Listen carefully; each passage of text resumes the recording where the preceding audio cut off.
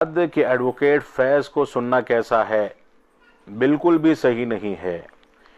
Advocate فیض سید جو ہیں منہجی لحاظ سے بھی بہت ساری خرابیاں ہیں، عقیدے کے لحاظ سے بھی اختلاف کرنے کی گنجائش موجود ہے، اور سب سے اہم بات یہ ہے کہ وہ عالم دین نہیں ہیں، ایک ایڈوکیٹ ہیں، ان کے نام کے ساتھ لگا بھی ہے، اور نہ علماء سے جڑ کر کے مسائل کو گہرائی سے سمجھنے کی کوشش کرتے ہیں۔ لہذا ایسے لوگوں سے علم لینے کو اسلاف امت غلط سمجھتے تھے۔ تو سوال یہ کہ جو لوگ آج یہ کہہ رہے ہیں کہ یہ آدمی کام نہیں کر سکتا چونکہ عالم نہیں ہے، کل یہ حال تھا کہ ہم جہاں جاتے، جن بستیوں میں ہم نے کام کیا، جس مسجد میں ہم نے خطبہ دیا، وہاں عالموں کی عالم تھے ہی نہیں، اس زمانے میں عالم لوگ بنتے ہی نہیں تھے، اور ان مدارس سے فراغت اتنے لوگوں کی ہوتی ہی نہیں تھی۔ تو ظاہر سی بات ہے پھر کون لوگ کام کر رہے تھے؟ وہ کس کا چہرہ لوگ دیکھ رہے تھے، کس سے لوگ سیکھ رہے تھے؟ وہ ہم جیسے لوگ تھے کہیں نہ کہیں، آپ سمجھ رہے؟ تو یہاں کیا کہیں گے آپ؟ یہاں کر سکتے آپ، یہ کرنا پڑے گا۔ اگر ایسا ہم ریسٹرکشن ڈال دیں گے تو میں جانتا ہوں دنیا کے ایسے کئی علاقے اور کئی زبان ہیں جس کے اندر علماء موجود نہیں، آج بھی نہیں ہے۔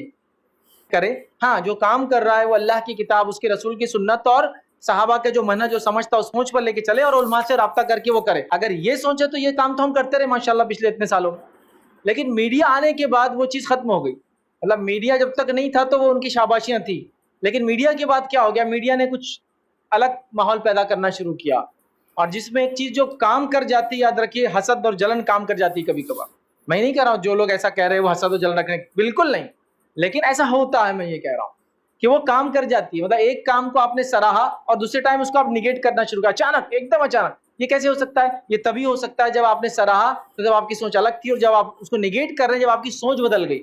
جیسے جیسے ایکٹیویٹی بڑھ رہی ہے، یاد رکھیے، یہاں علم کے مقابلے میں جہالت، اور اخلاص کے مقابلے میں کینہ، بغض، انا، نفرت اور ساری چیزیں ورک کرنا شروع کر دے رہی ہے۔ یاد رکھیے، لوگوں کو قرآن و سنت کی آپ سمجھ دے، جیسا اللہ کی کتاب نے بیان کیا، جیسے اس کو صحابہ نے سمجھا، اور جیسے سلف صالحین یا علماء ہم کو بتاتے ہیں، آپ اس کو لے، اور وہ بات سیکھ کر آپ ان کو بتائیں جو آپ کی لمٹ ہے، اس کے اندر تو آپ کو اجازت ہے اس کی، یاد رکھیے، اس کے لیے کوئی سند اور کوئی چیز کی آپ کو ضرورت نہیں ہے۔ یاد رکھیے، بہت سے لوگ مجھ سے بھی کہتے ہیں آپ نے کسی کا توصیہ لیا کیا؟ آپ کے پاس کوئی سند ہے کیا؟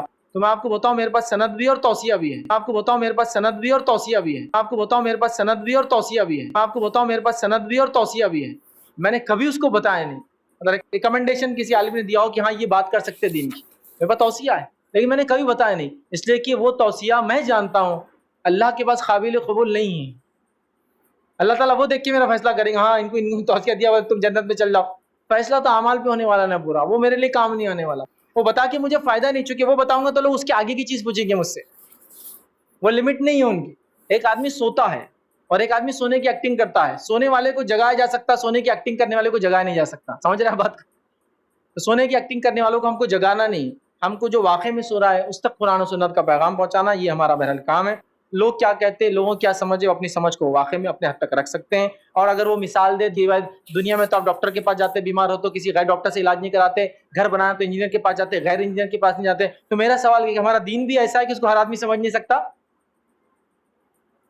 آپ یہاں یہ بتانا چاہ رہے ہیں کہ یہود نصارہ اسلام قبول نہیں کر چکے، وہ سمجھ ہی نہیں سکتا نا، کیونکہ وہ کیسے سمجھے گا دین کو؟ تو آپ کہیں گے نہیں، اللہ تعالیٰ نے اس دین کی صلاحیت سب کو دی سمجھنے کی، جتنا علم حاصل کریں گا اتنا ہائر لیول تک جائیں گا، لیکن ایک ادنا انسان، بدترین سے بدترین انسان بھی اس دین کو سمجھ سکتا ہے اور اس پہ عمل کر سکتا ہے، یاد رکھیے، اور پھر جتنا علم اس نے حاصل کیا اتنا لوگوں تک پہنچا سکتا ہے۔ کئی نو مسلم اس کی مثال ہے میرے سامنے۔ میں کہہ رہا ہوں آپ نے جن لوگوں کو علماء مانا ہے ان کی سندیں کبھی آپ نے چیک کی؟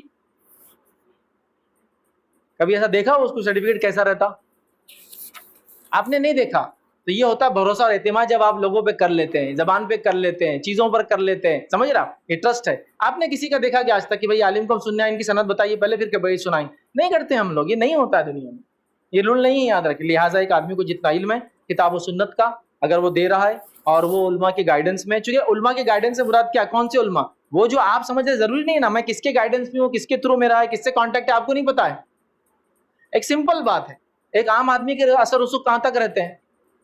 رہتے ہیں نا کچھ نہ کچھ لیول تک۔ آپ بولیں گے میں فلاں عالم سے ملتا، اس کے گھر پہ کھانا کھاتا، میں فلاں کرتا، تو ایڈوکیٹ فیض کے بھی کوئی رسوخ ہوں گے نا کہیں تک، کچھ نہ کچھ تو مقام رکھتا ہی ہوں گا نا دنیا میں، جیسا بھی ہے اللہ کا دیا کچھ تو ہے نا، تو کچھ تو رسوخ ہوں گے کہیں تک بھی، کچھ لوگوں سے تو کانٹیکٹ میں ہوں گا ہی یار یہ آدمی۔ تو آپ یہ کیسے وہ کرتے ہیں کہ فلاں سے کانٹیکٹ میں نہیں ہے؟ اور ایک بڑا عجیب مسئلہ ہے، آپ یہاں نہیں ہے تو اس کا مطلب موجود نہیں ہے، آپ وہاں نہیں ہے تو آپ اس کا مطلب موجود نہیں ہے، آپ نے یہ نہیں کھایا اس کا مطلب آپ اس کو حرام سمجھتے ہیں۔ لوگوں نے بس یہ ہوائیں شروع کر دی. تو بہرحال